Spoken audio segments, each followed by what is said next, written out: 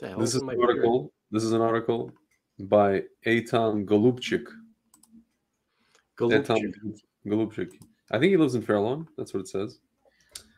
And he wrote an article called in the Brownstone Institute called "Modern Orthodox Judaism Failed to be Either Modern or Orthodox During COVID." This is an article from 5 days ago.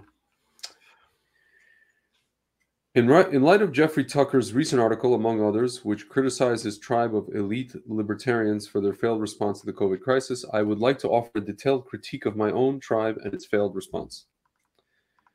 It is important to emphasize that the process of calling out one's own tribe is quite painful. As others have stated, the realization that our role models and peers who were integral to helping us form our own worldviews and moral systems failed in the face of adversity can be a soul-wrenching experience. Despite witnessing many of the horrors of the past few years, including unnecessary mass excess mortality and huge spikes in poverty rates on a global scale, the most painful internal scars I bear relate to the disappointment in those I once thought would stand in the breach with me to protect the vulnerable and the young among us. These were the ones whom I believed shared a world ethic with me based on our religion and the philosophy we studied together, yet they failed to demonstrate allegiance to these values. Through websites and apps like Brownstone, Twitter, and more, I have been able to find others who held ethical standards similar to my own, but that can never truly replace what I lost when my own tribe let me down catastrophically. What is modern Orthodox Judaism? The modern Orthodox movement in Judaism, of which I had always considered myself a card-carrying member, can trace its roots back to the 19th century Europe. Following Napoleon's reforms, Jews were generally allowed and encouraged to leave their segregated villages, and fully integrate into the modern industrial secular society. While many Jews were immediately drawn by this emancipation to leave behind many of the norms and requirements of an Orthodox Jewish lifestyle, an opposing Jewish approach chose to reject as much of this modernity and emancipation as possible to help ensure a continuation of Jewish observance and tradition. These polar camps represent the early formations of what are now considered the Reform and Reconstructionist movements on the one hand, and the ultra-Orthodox movement on the other. In between those opposing camps, the modern Orthodox movement rose to the challenge by trying to integrate a fully Torah-observant lifestyle as much as possible into the new cosmopolitan secular society. The proper philosophical nature and practical elements of balancing these two opposing lifestyles has been the subject of a pantheon of literature over the past 2 centuries, and a variety of paths have emerged across this wide spectrum of Jewish society. Major issues that modern Orthodoxy confronts include integrating modern technology into Jewish observance, meshing breakthroughs in scientific understanding with Jewish and biblical theology, and maintaining a high sense of commitment to Jewish values while generally interacting with the secular world.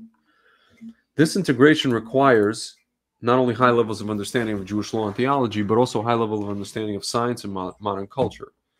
Modern Orthodox leaders, both lay and rabbinic, have therefore always had to be educated and knowledgeable at the highest degree in 2 separate, distinct, and often conflicting fields of study. This dual commitment to understanding was the only way Jewish faith could be integrated with modern society, which is not true, but okay. Indeed, the most revered leaders of this movement for many years were those who held the dual advanced titles of both rabbi and doctor. Rabbi Hanania Weissman talks about this whole thing. Demonstrated advanced education in both worlds. For example, rabbis who are investigating the religious response to organ donation must have up-to-date knowledge of both the span of related Jewish law, including the broad subjects of death and murder, and the medical research on brain death and organ donation. Rabbi Kiva Tatz, by the way, knows about this stuff. Similarly, rabbis who attempt to advise on matters of Shabbat observance need to have an advanced understanding of electronic systems in order to understand what modern-day marvels like hearing aids may or may not be used on the Sabbath, and if so, in what manner. By its very nature, modern Orthodoxy is intimately familiar with both the permanently unsettled nature of scientific thought and the back-and-forth dialogue that is the backbone of legal discourse. The need to be well-informed and fully engaged with both modern science and religious values, always seeking to balance both, should have made the modern Orthodox rabbis most prepared to handle the ethical and scientific conundrums that evolved in March of 2020. Replacing God with experts. And yet, the modern Orthodox rabbinic leadership, both in the U.S. and in Israel, were some of the earliest and most dedicated to the warped scientific framework and extra-legal approach underlying obedience to the new rules of COVID enforcement. Indeed, early on, the Rabbinical Council of Bergen County was one of the first religious institutions in the country to voluntarily cancel all religious services, claiming that Jews were religiously required to stay home well before any government edicts were issued. The Jewish concept of acting lifnim mishurat hadin, acting beyond the requirements of the law, was used as a basis for imposing extra requirements on congregations from this point and through today. Every time a new seasonal wave developed, these same rabbis were first to blame their own flocks for the inevitable spread of a submicroscopic airborne virus, referring to them as stubborn for not achieving the impossible, and using similar terminology God used to express disappointment of the biblical Israelites. Yet these rabbis were never able to bring a single example of another disease that was eradicated from the existence using this methodology, nor show where biblical literature directs us to try to control complex, chaotic natural processes other than through prayer and repentance. Independent critical analysis, including the acknowledgement of contradictory evidence, was sorely lacking from a rabbinate that previously prided itself on this very quality. Instead of engaging in rational discourse and providing a calming platform, the rabbinic leadership chose to perpetuate the fear and panic that was so rampant in the media. Unfortunately, the previous reverence of elite university credentials as a demonstration of high-level integration with modern society led to an ironic trend of elevating credentialed experts to a near-prophet-like level. Wasn't that the danger in this whole thing? The repeated failure of many of these experts and their models to scientifically predict anything in advance never seemed to register as problematic once this prophet-like status was granted. A group of self-identified Jewish Faucis, those with both a medical degree and a rabbinic ordination, put themselves at the center of many communal religious decisions. Rabbi Dr. Aaron Glatt, head of infectious diseases at Mount Sinai Hospital, for example, made a name for himself by issuing constant Facebook messages and emails to the Jewish community explaining how successful or not their social distancing had been during the repeating seasonal waves. At no point did he bother to explain why countries like Sweden or states like Florida and Georgia were indistinguishable in nearly every all-cause mortality and morbidity data set, while he repeatedly declared anyone who disagreed with him as a purveyor of sheker, lies, evil in the ways of God. Similarly, WhatsApp groups were created by rabbis so they can coordinate the strictness of their responses and the uniformity of their positions across the globe, not allowing room to discuss scientific evidence that in any way conflicted with their established opinions. The ultimate irony of this approach is that obedience to an individual to make decisions, rather than relying on verifiable independent sources, is one of the key ways modern Orthodox Jews distinguish themselves from their ultra-Orthodox and Hasidic counterparts. Dat Torah, a practice of the ultra-Orthodox, encourages individuals to search for answers and direction on all life topics, specifically from Torah leaders like Hasidic rabbis, which, by the way, is also kind of, in this case, was a little bit shaky. This practice is widely being criticized by the modern Orthodox for its lack of intellectual seriousness and due to the fact that Judaism does not require unquestioning obedience to anyone but God himself. Ironically, this exalted level of obedience for decision-making on all topics that was not granted to Hasidic rabbis was instead laid upon supposed experts like Drs. Fauci and Birx or Rabbi Dr. Aaron Glatt. In April 2020, Rabbi Dr. Yitz Greenberg even panned the ultra-Orthodox's reliance on magical ideals like natural immunity during COVID, as opposed to the modern Orthodoxy's more scientific reliance on experts. As documented elsewhere, the ultra-Orthodox communities were doing community antibody studies as early as April 2020, similar to the works of Drs. John Ioannidis and Jay Bhattacharya at that time, and had familiarized themselves with the accomplishments of Anders Tegnell in Sweden, who seemed to be the only public health figure in the OECD who adhered to the pre-2020 WHO pandemic guidelines.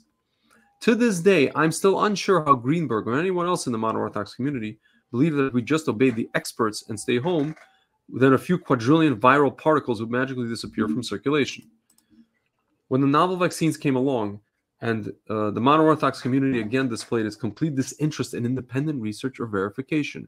Yeshiva University, for example, was one of the first universities in New York to establish vaccine mandates and continued enforcing boosters through the 2022 school year, despite the public and vocal resignation of the top approvers at the FDA. All of this occurred while the university was making an international name for itself, fighting in the name of religious freedom at the U.S. Supreme Court. Ironically, while theoretically granting vaccine exemptions for religious freedoms, YU's top rabbi proclaimed that it was a biblical obligation to obey the supposed majority of doctors and be vaccinated for COVID-19, thoroughly undermining that potential exemption for the most of YU's Jewish students. At the same time, many modern Orthodox rabbis in the U.S. and Israel virtuously banned the unvaccinated and most children from attending synagogue on Judaism's high holidays in the late 2021, well after the head of the CDC publicly acknowledged that the vaccine did not stop transmission. As the two fundamental pretexts for coercing vaccination, that the vaccines were 100% perfectly safe and that they protected others, have been universally accepted as misleading, and there has still been no public retraction of hundreds of rabbinic decrees and pronouncement that one was religiously obligated to be vaccinated. Integration into Judaism. Another way that modern orthodoxy has distinguished itself as a movement within Judaism is in contrast to the ultra-Orthodox world, is in the religious value it associated with acquiring and appreciating secular knowledge and fully engaging in secular civic life. Becoming a medical doctor or studying Greek philosophy and classical literature became part of the religious experience, fulfilling the implied biblical command to be involved in the world and know God's ways. Accordingly, participation in civic life, both in Israel and the United States, is considered the fulfillment of a mitzvah, while the simple acts of voting, volunteering, and public advocacy had been fully integrated into the Jewish religious experience. Probably in America. Patriotic flags were placed in synagogues prominently next to the Torah scrolls, and cause du jour were often integrated into weekly rabbinic sermons. Accordingly, during the declared pandemic, the narratives of staying home, wearing a mask, and being repeatedly vaccinated as part of one's duty to society were also elevated to the level of religious obligation on par with observing the Sabbath or keeping kosher. Consequently, these narratives became a rallying cry for condescension, with modern Orthodox Jews exhibiting disdain for the ultra-Orthodox, viewing their attitude towards these civic rules as a religious neglect, indicative of backwards and even anti-progressive stance. The ultra-Orthodox community, which has compartmentalized its legal compliance and daily activities from its religious practice, never felt the same religious drive to comply with such requirements. Not only did the modern Orthodox community try to invoke religiosity into everyday secular life, but it has also often tried to integrate its Talmudic approach to law with its secular studies. Here, too, one of the defining features of this movement, rigid adherence to the minutiae of religious law, was exploited in such a way that led to a quasi-Talmudic infatuation with zero COVID rules. A famous Jewish joke recounts the story of an Orthodox child who spends his time at his Christian neighbor's house during the high holiday season. The child frustrates his host by asking endless questions concerning the minimum and maximum height of their Christmas tree, the order in which they light the Christmas lights, how far the tree must be from the door, and so on, as all these specifications are required for the placement of one's Hanukkah menorah. It is easy to see how COVID regulations would fit into the system. The arbitrary, though hyper-scientific rules of COVID are reminiscent of Talmudic topics around Jewish rituals. The precise 6 feet of social distancing required between synagogue seats or where one stands in a grocery line recalls Talmudic laws concerning spacing required for farming or proper delineation. Separated pot areas in school or synagogues delineated by 6-foot 6-inch plexiglass barriers are akin to the rules of what constitutes a barrier for the sake of building one's sukkah. Stopping the chain of infection by contact tracing is equivalent to the laws concerning the spread of ritual impurity. How to calculate the 14-day quarantine period following a supposed COVID exposure is even reminiscent of a number of Jewish laws around family purity. However familiar the application of these rules became to modern Orthodox Jews, though, the transference of Talmudic style back and forth to the application of COVID regulations makes a mockery of the Jewish legal process. Whereas the idea of the spreading of COVID bears similarities to biblical and Talmudic laws of ritual purity, this was completely disconnected from the realistic nature of disease spread. As such, applying Talmudic-style discourse and concepts to these arbitrary rules and regulations simply devalued core modern Orthodox ritual observance. In a similar vein, for those who study Jewish Talmudic law on a regular basis, the idea that one's status can be defined by adherence to specific rules came naturally. As such, the observance of these rules took on a highly ritualistic nature. For example, the wearing of a mask in a synagogue became a categorical ceremonial practice. With the mask adorned as one entered the sanctuary along with one's prayer shawl, and immediately removed as one exited the sanctuary into the synagogue social hall for banter and the consumption of whiskey and herring. Failure to comply with this masking right often led to immediate eviction from many modern Orthodox synagogues. In my own synagogue, for example, the rabbi publicly berated me when I finally refused to wear a mask during Israel's sixth wave in March of 2022, as he compared this failure to comply to not wearing a yarmulke. The yarmulkes are typically, okay, whatever. In another surreal take, a lay leader of one of Israel's synagogue movements posted an article explaining that the synagogues would continue to enforce mask wearing in the time period between when mask mandates were announced to be ending and between their actual expiry 3 days later. Completely oblivious of the scientific absurdity of such enforcement in the face of the need to follow ritual procedures. These rabbinic responses ironically demonstrated that the purpose of the mask was to implicitly remind us at all times to be obedient to the ritualistic rules of public health, regardless of the nonsensical manner of application. The lack of independent critical thought also led to a lack of perspective. Historically, pandemics were especially dangerous for Jews, as they were often blamed for the spread of disease and suffered consequences accordingly. As secular media sources, including New York Times and Washington Post, decided to label the entire ultra-Orthodox community as disease spreaders, modern Orthodox publications and leaders demonstrated little hesitation in joining the fray. Even though such libelous allegations have historically proven to be baseless, the mere accusations triggered Jewish massacres numerous times throughout history. Unfortunately, while the ultra-Orthodox seem to be singled out much more than other groups who chose to act independently, like the Amish, Israeli Arabs, or other New York City minorities, their fellow Orthodox Jews not only didn't come to defend these anti-Semitic statements, but often joined wholeheartedly, demonstrating little knowledge of the history nor acknowledging the potential effects of such accusations. Most frustrating in witnessing these community-wide systemic failures is that there are thousands of pages of Talmudic legal discourse over the past 2,000 years related to the topics of how to act during a pandemic. As King Solomon stated, there's nothing new under the sun, and this supposedly novel pandemic is actually quite precedented. There exists extensive Talmudic discussion on whether one is permitted to kill, cause harm, and even steal from another in order to save one's life. There is legal discourse on how to define a potential murderer or a pursuer that may be coerced, as well as how to define what is considered life-threatening danger that releases one from other biblical obligations. There is legal dialogue around how much of one's personal wealth they are permitted to put at risk in order to save the lives of others. There is extensive legal discussion around when a doctor can be relied upon for all manner of topics, including classifying the cause of death, or if they can declare something safe without any long-term data on which to rely. There is a historically prescribed mathematical calculation of how one would declare an official pandemic that would require extra prayer and fasting rather than the cancellation of prayers, a number to which the 2020 COVID pandemic never even came close.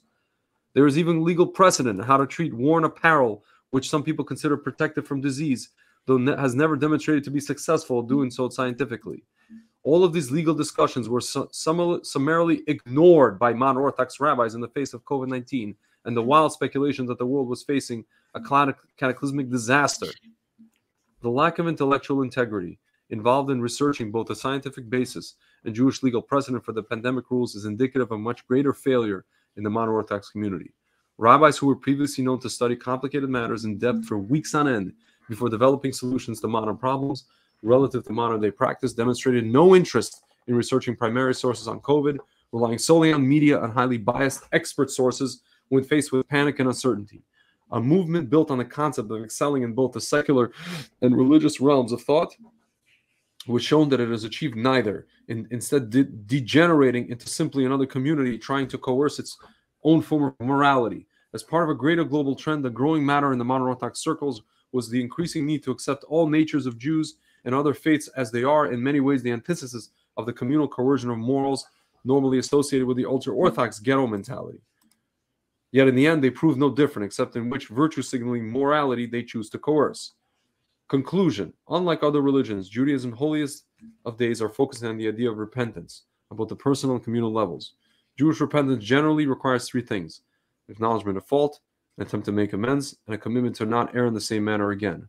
We are nearing our fourth Yom Kippur since modern Orthodox rabbis began their campaign to integrate COVIDism with Judaism, and we have only been met with silence. I have not heard any public acknowledgement of fault or error, despite the fact that every single empirical data set has shown the lockdowns that impose coercions achieve minimal, largely immeasurable benefits, while incurring significant measurable harm. I have not heard or read anyone admit that the ultra-Orthodox/Swedish approach was based on actual scientific precedent rather than their own. I am not aware of any attempt to make amends for the horrors committed on a generation of Jewish children now suffering from increased suicides, mental health crises, rampant addiction, and significantly lower educational achievement. nor has there been any attempt to make amends to those who were forced to lose their businesses and livelihoods, the elderly who were forced to deteriorate and perish without the accompaniment of family and friends, the young adults doomed to years of loneliness and despair, or those who incurred injury commonly associated with taking the barely tested novel vaccines, all supposedly in the name of following Orthodox Jewish practice as decreed by these rabbis. In order to regain trust in this model of Judaism, there must be a commitment by modern Orthodox leadership to never go down this path again. This leadership must reclaim public influence and pastoral direction to rabbis who model its original ideals, who consider the effects of uncertainty and ramifications of their decisions, and who do not relinquish control to doomsaying experts at the expense of rational thought and well-intentioned discourse. Almost done. The COVID crisis in 2020 was not a scientific one, if there is such a thing, to be considered only by narrow-minded subject matter experts.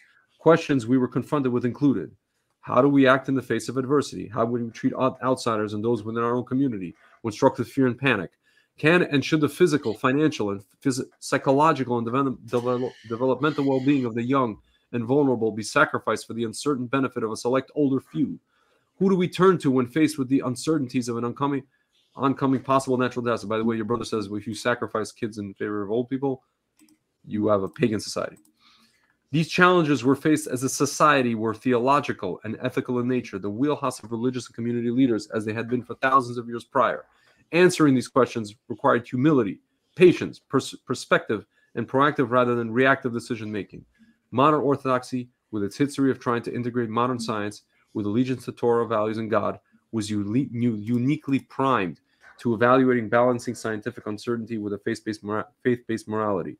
Instead, though, its leaders abdicated their responsibilities, outsourcing the academic analysis to supposed experts without any critical analysis, and failing to view this new challenge in the context of Jewish history, case law, or the general ethical guidelines outlined in the Torah. Hopefully, modern Orthodox Judaism will soon to begin the introspection required before facing our next challenge together in the coming future.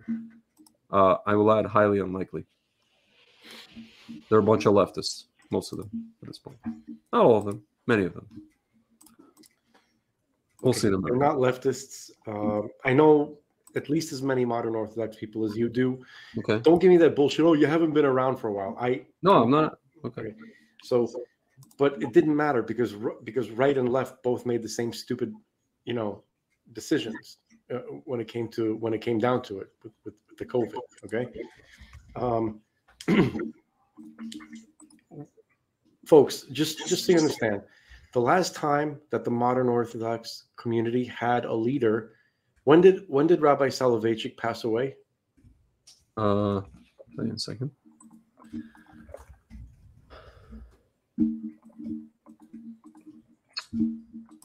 He passed away in 1993. There you go. That was wow. Even I before the Rebbe, I thought Before it was. He passed away April 9th, 1993. Yeah. So the modern Orthodox Jewish community has not had a leader since 1993. Everybody else is a.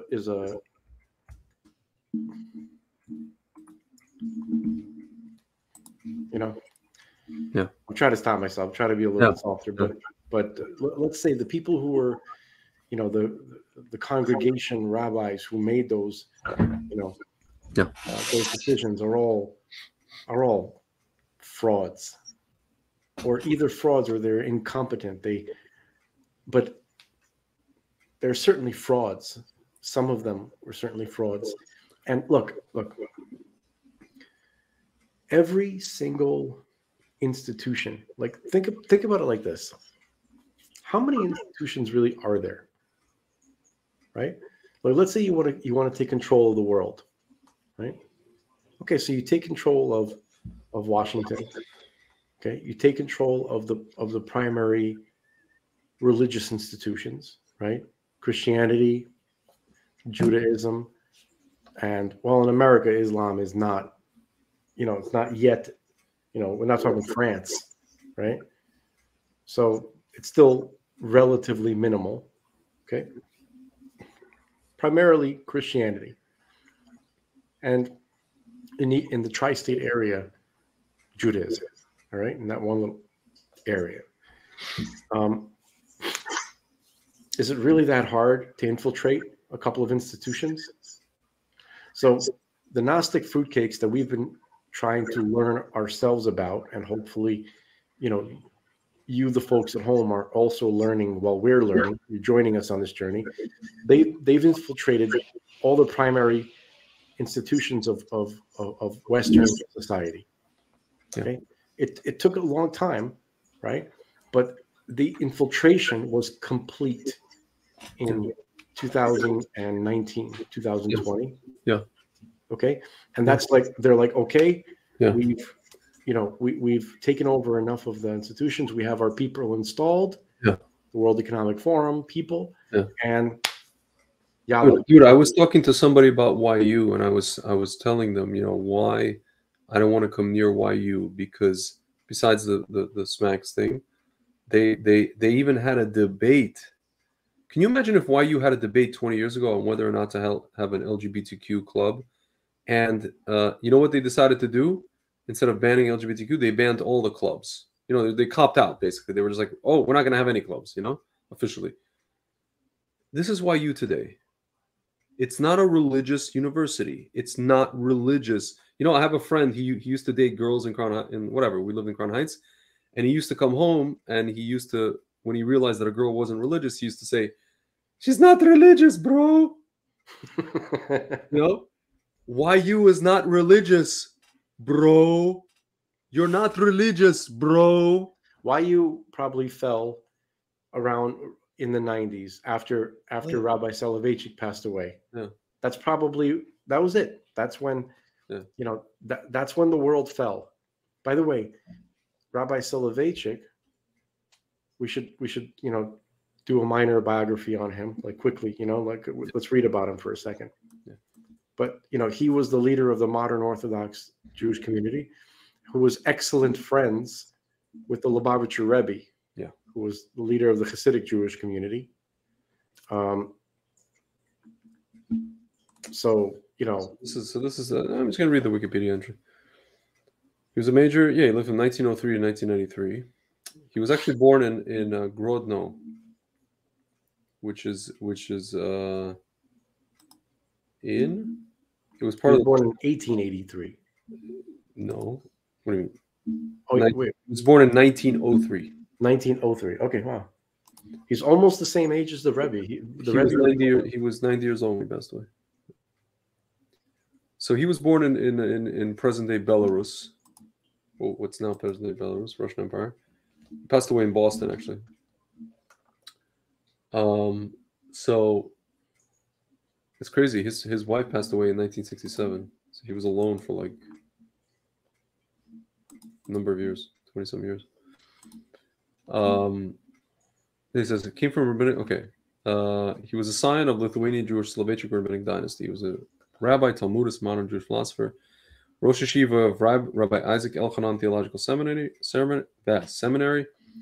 at Yeshiva University in New York City. The Rav, as he came to be known, ordained close to 2,000 rabbis over the course of almost half a century. Rabbinic literature sometimes referred to him as Hagrid, for the great Rabbi Yosef Dov.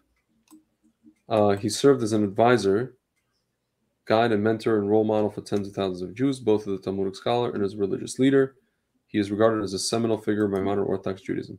So I just want to quickly say, there's a rabbi in my town who is, I guess, a student of his. And he is one of the few people that I know who still represents what YU was and it was always meant to be.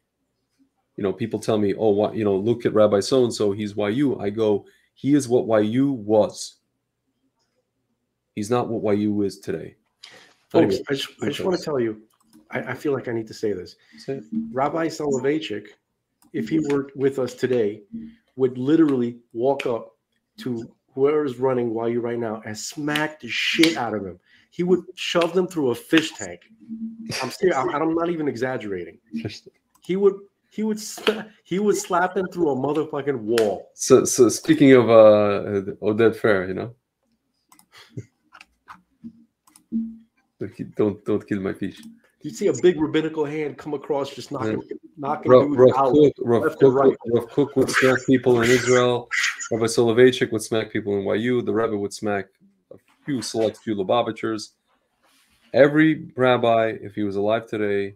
So the question is, you and I spoke about this. Leaders. That's would they even need to smack them, because would the situation be different? Yeah, they would. If they were around, this wouldn't be happening. Period. Yeah. So forget about the smacking. Like this, the rats that came out, they only came out because the lions they don't see the lions anymore. Do you understand? Yeah. Yeah. Some of the people watching this might think we're exaggerating a little bit. We're not.